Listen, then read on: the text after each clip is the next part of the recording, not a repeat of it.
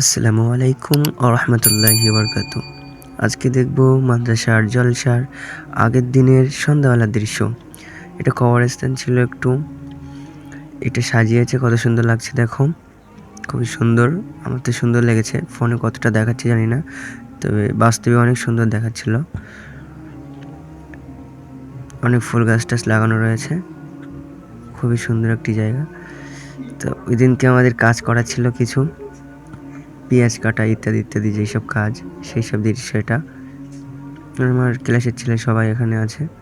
আমাদের ক্লাসের ছেলেদের এই পেঁয়াজ কাটা এসব কাজ করাচ্ছে। তো চলে এসেছি রান্নার এখানে, যেখানে রান্না হবে। তো দেখো রান্নার এখানে কত ভিড়। আরেকদিন দেখিয়েছি 26টা চুলা হয়েছে।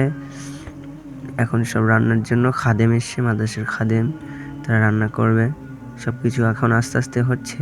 তো যত রাত হবে তত স্পিড হবে এবং ভিড়ও হবে, অত সবাই চলে আসবে।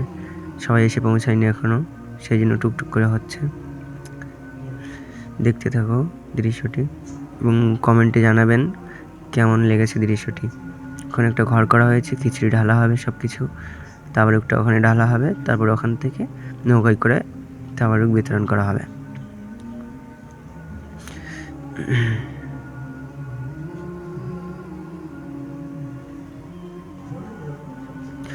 তো বন্ধুরা, এই পর্যন্ত ভিডিও।